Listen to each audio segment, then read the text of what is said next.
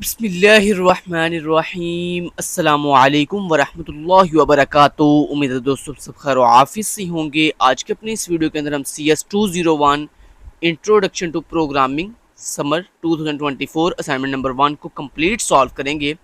Due date इसकी 29 अगस्त है, लेकिन आप इसको 30 अगस्त रात 12 बजे तक भी सबमिट करवा सकते हैं। टोटल मार्क्स इसके 20 हैं और इस असाइनमेंट को करने के लिए आपको नीड है डेव C++ IDE की। अब दोस्तों डेव C++ IDE को कैसे प्रॉपर डाउनलोड और इंस्टॉल करना है, वीडियो का लिंक इसी वीडियो के डिस्क्रिप्शन पार्ट में आपको प्रोवाइड कर दिया गया है। आप वीडियो के डिस्क्रिप्शन पार्ट में जाएं, वहां पे लिंक पर क्लिक करें और हमारी वीडियो वॉच करके ये सीखें कि आपने प्रॉपर डेव C++ को कैसे डाउनलोड और इंस्टॉल करना है। इसके अलावा दोस्तों CS201 के शॉर्ट लेक्चर्स की कंप्लीट प्लेलिस्ट का लिंक भी इस वीडियो के डिस्क्रिप्शन पार्ट में आपको प्रोवाइड कर दिया गया है, आप उससे भी वॉच कर सकते हैं। थर्ड नंबर के ऊपर दोस्तों, अगर अभी तक आपने KST के ऑफिशियल यूट्यूब चैनल को सब्सक्राइब नहीं किया तो फटाफट सब्सक्राइब भी कर दीजिए और साथ बने बेल के आइकन के ऊपर क्लिक करके ऑल नोटिफिकेशन भी ऑन कर दीजिए। दोस्तों इस असाइनमेंट के अंदर हमने जो है वो जो टॉपिक्स यूज़ करने हैं वो है लूप्स और इफ एल्स स्टेटमेंट्स। दोस्तों इस असाइनमेंट को आपने .cpp फाइल के अंदर जो है वो सबमिट करवाना है। तो इंशाल्लाह इस वीडियो के एंड तक आप इस काबिल होंगे कि आपको ये पता चलेगा कि आपने असाइनमेंट सोल्यूशन कैसे सबमिट करना है। तो दोस्तों जब आप सबसे पहले आपने बेसिकली करना क्या है, आपने एक ऐसे का प्रोग्राम बनाना है जिसमें सबसे पहले आपके टॉप के ऊपर स्टूडेंट ID डिस्प्ले हो। उसके बाद आपसे आपकी स्टूडेंट ID के जो न्यूमेरिक डिजिट्स हैं वो पूछे और उसके बाद वो क्या करे कि आपको ये दिखाए कि आपकी जो VUID है उसके न्यूमेरिक डिजिट्स के अंदर जो है लार्जेस्ट डिजिट कौन सा है और स्मॉलेस्ट डिजिट कौन सा है। ठीक है, अच्छा तो दोस्तों इस काम को करने के लिए सबसे पहले आप डेव C++ को डाउनलोड और इंस्टॉल उम्मीद है आपने कर लिया होगा। जब आपने डेव C++ को डाउनलोड और इंस्टॉल कर लोगे तो आपके डेस्कटॉप के ऊपर इस तरह डेव C++ का आइकन आ जाएगा। आपने इस डेव C++ के ऊपर डबल क्लिक करके इसको ओपन कर लेना है। जैसे ही दोस्तों आप ओपन करेंगे तो आपके सामने डेव C++ ओपन हो जाएगा। ओपन होने के बाद आपने यहाँ पे एक न्यू फाइल क्रिएट करनी है। न्यू फाइल क्रिएट कैसे की जाती है, उसके लिए यहाँ पे आप ऊपर फाइल पे क्लिक करेंगे और यहाँ पर न्यू पर जाकर यहाँ पे न्यू के अंदर आपको एक ऑप्शन मिलेगा सोर्स फाइल का। यहाँ पे सोर्स फाइल पे आप क्लिक करेंगे तो आपके सामने इस तरह की न्यू फाइल बन जाएगी। न्यू फाइल ओपन करने के बाद, ये क्रिएट करने के बाद आपने यहाँ पे कुछ भी डमी लिखना है, ऐसे कुछ भी लिख लो। लिखने के बाद अब आपने इस फाइल को सेव करना है। तो सेव कैसे करना है, उसके लिए यहाँ पे आप फाइल के ऑप्शन पे क्लिक करें और सेव के ऊपर क्लिक करें। जैसे दोस्तों आप सेव पे क्लिक करेंगे तो ये आपसे पूछेगा हाँ जी आपने फाइल कहाँ सेव करनी है, तो आप इसको डेस्कटॉप पे सेव कर लो ताकि बाद में आपको फाइल को ढूंढने में मुश्किल ना हो। तो यहाँ पे डेस्कटॉप लोकेशन चूज़ करने के बाद यहाँ पे फाइल का जो नेम है वो आप यहाँ पे अपनी VUID के अकॉर्डिंग सेट कर लें। मान लें आपकी VUID है BC12345678 9। तो दोस्तों डेस्कटॉप लोकेशन चूज़ करने के बाद अपनी फाइल का नेम अपनी VUID के अकॉर्डिंग सेट करने के बाद यहाँ पे सेव के ऊपर क्लिक करें। आपकी ये जो फाइल है ये सेव हो चुकी है। अब ये जो आपने डमी टेक्स्ट दिखा था इसको रिमूव कर दें। उसके बाद आपने क्या करना है, अब यहाँ पे ये जो आपने फाइल बनाई है यहाँ पे अब अपना कोड राइट करें। कौन सा कोड, ये कोड मैं आपको दिखाता हूँ। ये लें, ये कोड है। ये कोड को लाइन बाय लाइन जो है जैसे मैंने राइट किया सेम डिट्टो कॉपी एक एक लाइन देखें और यहाँ पर राइट करते जाएं। तो वीडियो को पॉज करें। वीडियो को पॉज करने के बाद सबसे पहले देखें हैश इंक्लूड आगे लेस देन ग्रेटर देन के अंदर लिखा हुआ है IOStream। ये बेसिकली इनपुट आउटपुट की हेडर फाइल है। उसके बाद नेक्स्ट हैश इंक्लूड conio.h, ये कंसोल इनपुट आउटपुट के लिए हेडर फाइल यूज़ की जाती है। देन उसके बाद यूजिंग नेम स्पेस std, ये बेसिकली एक लाइब्रेरी है जो हमारे स्टैंडर्ड चेक करती है। उसके बाद ये हमारा मेन का फंक्शन है और ये मेन फंक्शन की बॉडी ओपन हो रही है। उसके बाद इंट डाटा टाइप है और उसके बाद VUID हमारे वेरिएबल का नाम है और लार्जेस्ट हमारा एक सेकंड वेरिएबल है जिसमें हमने वैल्यू 0 सेट कर दी है। उसके बाद then comma then smallest equal to 9। हमारे पास स्मॉलेस्ट एक वेरिएबल है जिसकी वैल्यू हमने स्टार्टिंग के ऊपर 9 सेट कर दी है। उसके बाद आपने cout की कमांड के साथ अपनी जो VUID है स्टूडेंट ID है स्क्रीन पे डिस्प्ले करनी है कुछ इस तरह से। cout आगे स्टूडेंट ID आगे जो भी आपकी स्टूडेंट ID है। यहाँ पे दोस्तों आप अपनी स्टूडेंट ID लिखेंगे। यहाँ पे आप अपनी खुद की स्टूडेंट ID लिखेंगे। तो जो भी आपकी स्टूडेंट आईडी आपने इस तरह BC 1 2 3 4 5 6 7 8 9 इस तरह लिख लेनी है, ठीक है।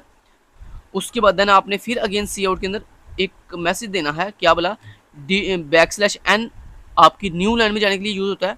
उसके बाद digital part of the student ID is, और ये आपने मैसेज दे दिया।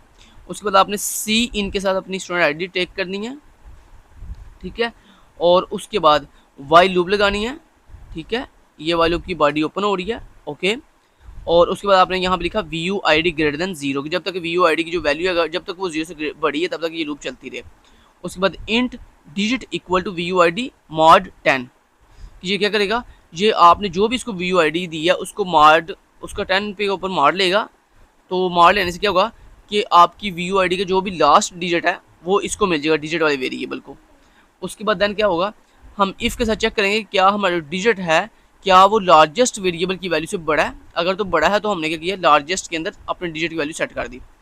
इसी तरह नेक्स्ट इफ़ के अंदर हमने ये चेक किया कि जो हमारा डिजिट है क्या वो स्मॉलेस्ट से छोटा है। अगर तो स्मॉलेस्ट से छोटा है तो फिर हमने स्मॉलेस्ट के अंदर अपने डिजिट की वैल्यू को सेव कर दिया।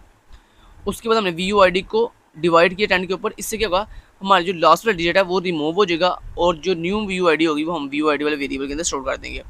उसके बाद ये वाइल लूप की बॉडी एंड हो रही है। उसके बाद आपने यहाँ पे लास्ट पे क्या कर दिया, अपना जो भी लार्जेस्ट डिजिट है वो भी डिस्प्ले कर दिया और अपना स्मॉलेस्ट डिजिट भी डिस्प्ले कर दिया है। उसके बाद लास्ट पे गेट CH, ये बेसिकली हमारी गेट CH हम यूज़ करते हैं किसी भी स्पेसिफिक लाइन के ऊपर अपने कंपाइलर को स्टॉप करवाने के लिए। उसके बाद रिटर्न 0 और लास्ट पे ये मेन की बॉडी क्लोज हो रही है। तो दोस्तों ये छोटा सा कोड है, उम्मीद है ये पूरे का पूरा कोड इस तरह आपने इस तरह पूरे का पूरा कोड जैसे मैंने आपको दिखाया ऐसे आपने अपनी इस आपने ये जो न्यू फाइल बनाई थी इस न्यू फाइल के ऊपर डिट्टो कॉपी आपने ये जो है राइट कर दिया होगा कोड पूरे का पूरा। अच्छा कोड बड़ा छोटा सा है लेकिन ये पक्की बात है कि पक्की बात है कि आप गलतियाँ करते ही करते हो, ठीक है। जैसे मान लो यहाँ पे आपने सेमीकोलन नहीं लगाया, आपने जो है STD का S कैपिटल लगा दिया, इस तरह से छोटी छोटी मतलब मिस्टेक जो कि आपको नहीं करनी चाहिए, ठीक है। अब अगर आप इस छोटे से कोड के अंदर भी मिस्टेक करोगे तो फिर मेरा कसूर नहीं है, आपका अपना खुद का कसूर है। अपनी खुद की गलती किसी पर नहीं डालते, ठीक है। ये बात मेरी ज़िंदगी में याद रखिएगा, ठीक है।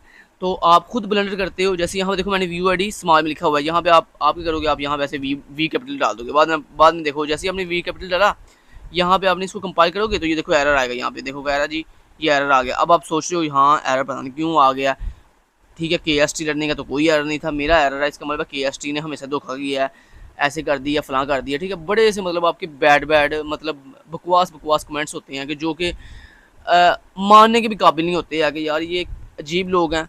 एक इनको कोड दिखाओ, एक इनको इनका हेल्प करो, इनको सोल्यूशन दिखाओ वाजिया डिटेल के साथ, ऊपर से इनकी मतलब बकवास बातें भी सुनो, तो ये गलत बात है।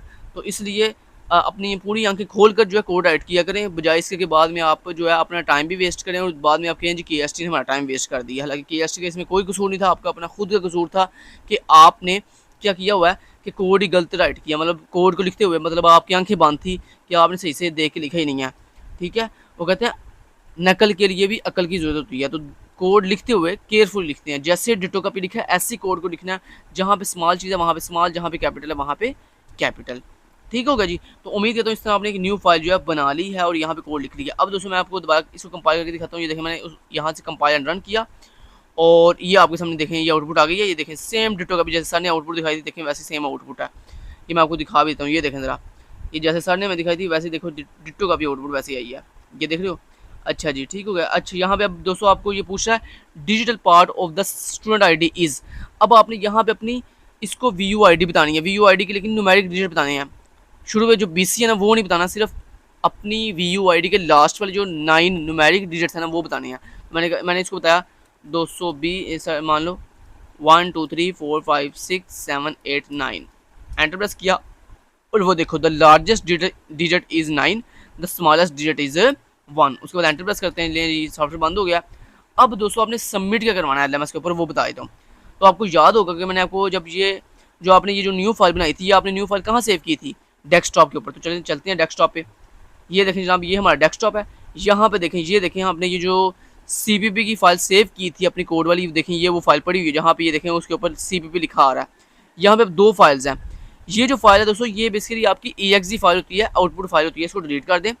ये जो आपकी फाइल है ना ये वाली, ये जिसपे CPP लिखा आ रहा है ये आपकी C++ की फ़ाइल है और इस फाइल को अगर आप ओपन करोगे ना तो इसमें आपको ये कोड दिखाई देगा, ठीक है। तो यही कोड वाली जो फाइल है आपने इसको LMS पे सबमिट करवा देना है। Thank you so much, till then guys, take care, अल्लाह हाफिज़।